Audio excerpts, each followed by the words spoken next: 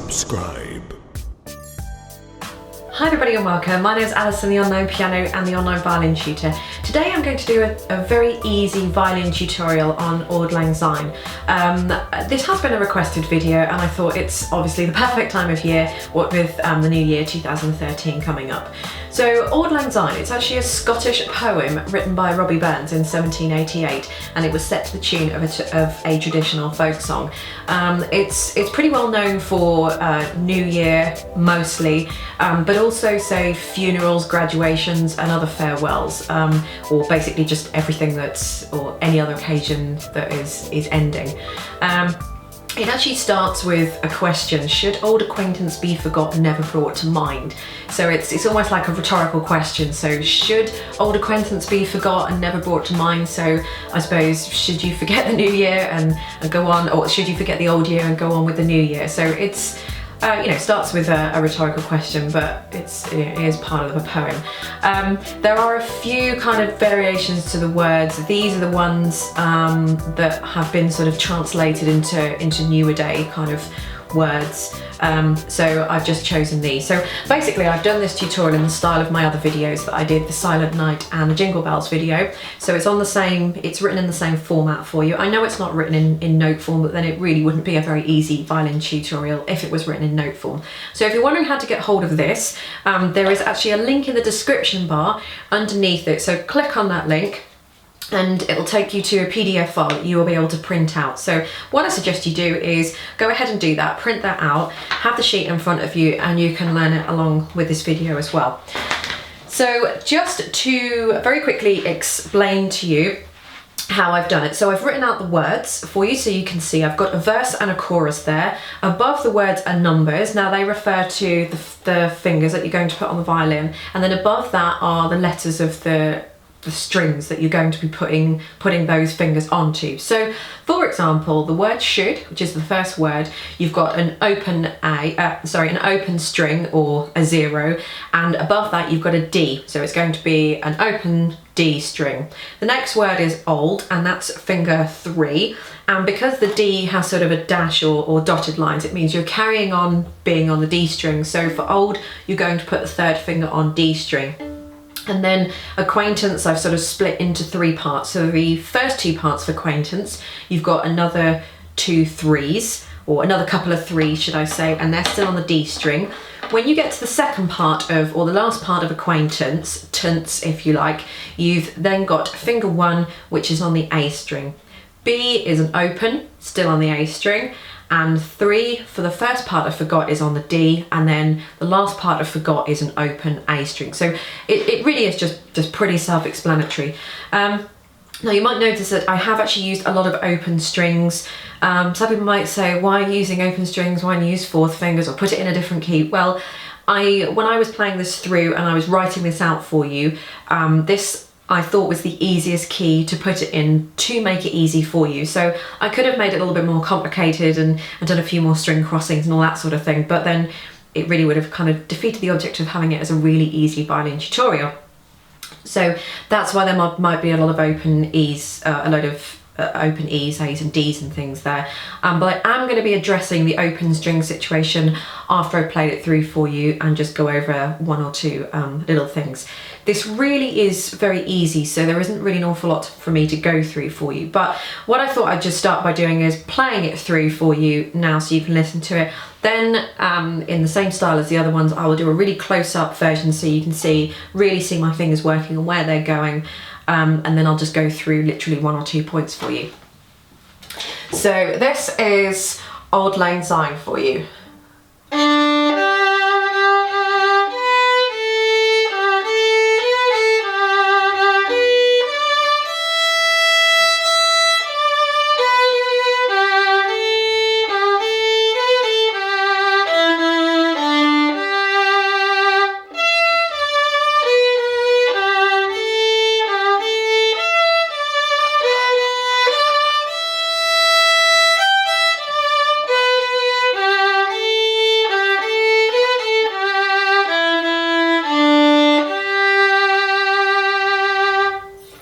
Okay, so that's Auld Lang Syne for you, and I'm going to play a close-up now.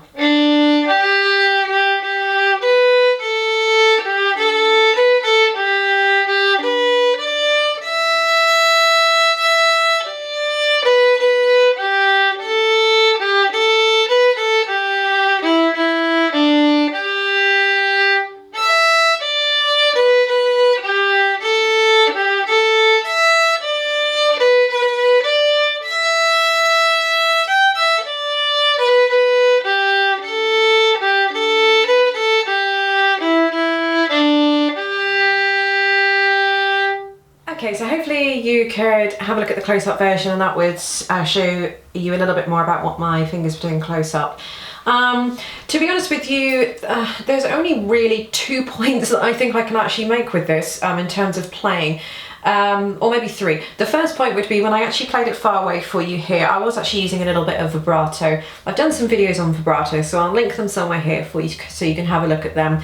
Especially if you're playing this on your own, a nice little vibrato would just help it out a little bit.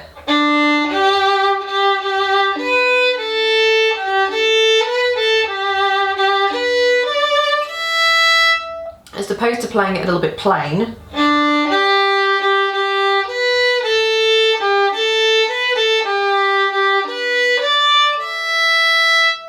So it does add a little bit if you can put some vibrato on it. So I've explained, I won't go into detail about vibrato now because that's all going to be in the videos if you want to have a look at them. But I guess moving one step forward from that, I do have a lot of open strings and things. So doing vibrato on open strings, of course, is not possible. But you do always have the option of using 4th fingers if you want to put a bit of vibrato on there. Again, I could have put this into a different key, but then I really did want to make it the easiest for absolutely the pure beginner to really do. Anybody that's perhaps just followed some of my lessons should be able to follow on from them because I'm teaching it all in the same style, and be able to have a look at this and have a go at this as well. So I have made it easy on purpose. But I mean, if you want to do some 4th fingers instead of the open strings, go ahead and do that as well.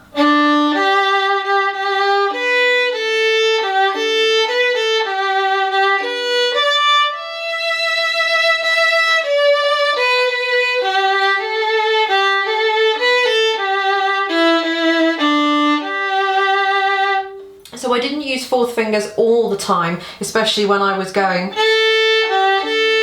or well, I can't remember where else it was now.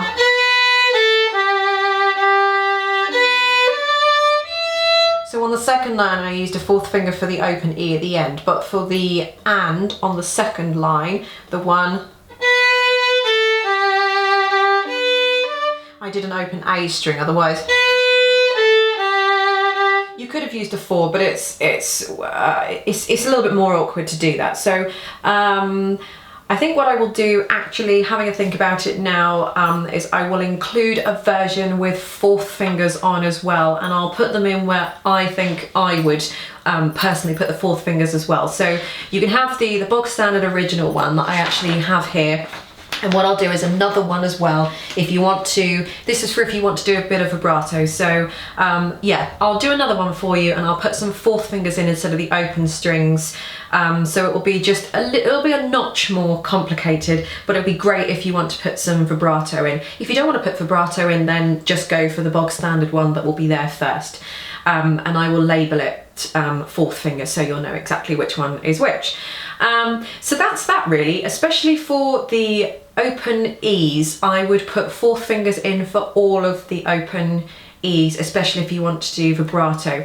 Again, moving another step further on from that, when you go from the end of the verse and Auld Lang Syne, and then you go into the chorus, you're ending up with a 3rd finger for SYNE on the D string, and then the next note for that is, the next note after that is 4, Auld Lang Syne, but for the 4 you've got an open E. Now obviously moving from a 3rd finger on the D string to an open E string, you're going to be crossing the A string in the middle. So 2 things you can do there is, when you end, if I play the last line of the verse, you can either briefly stop there, stop the bow, take the bow off, and then retake the bow again. So if I put that together,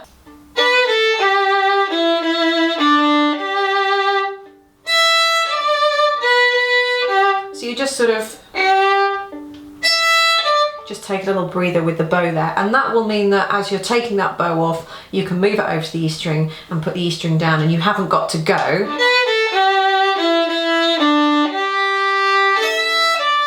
That's something you don't want to do. So if you do want to do the open E string, I strongly suggest that you end the phrase of the verse, lift the bow slightly off, reposition the bow onto the E string and hit the bow back down again. Do not drag the bow over the strings because you'll get that, you'll get the twang of an open A string in there. It's very messy, it's very clumsy. I wouldn't do it. If I were going to do an open E string, I would just slightly lift the bow off. It sounds nice to lift the bow off anyway because it just gives you a slight break between the verse and the chorus. The second thing you can do is to use a fourth finger for the E instead, which will mean that you're just going onto the A string.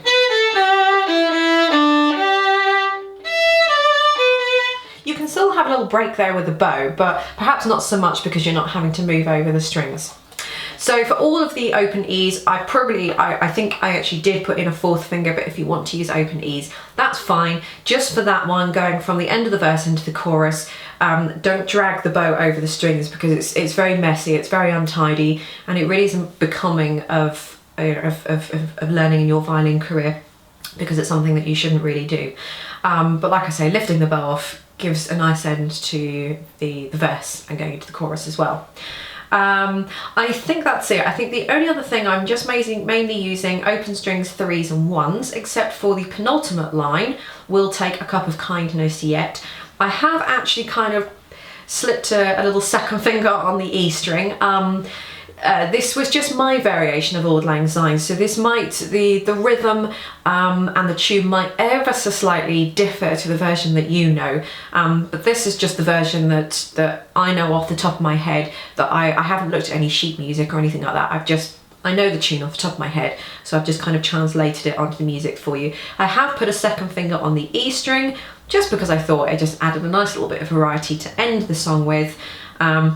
And that second finger is going to be back. So if the first finger goes on the dot or on the line or on the same position the first finger would normally go, the second finger would go right in behind it. I think that's the only thing. The open string after that, I think I was actually doing as an open string. I probably wouldn't use a fourth finger there because it flows quite nicely. So I think that's everything. Happy New Year. I hope you all have a good 2013, and thank you all so much for watching this video. I hope it's helped. The sheets, people are asking where the sheets are. They're going to be in the description box underneath for you to print out. They're completely free, so you can print out as many times as you like, and I will include a version with fourth fingers in there as well for you. So thanks very much for watching. Please subscribe to my channel if you like my videos, and I'll catch you all probably next year. Subscribe.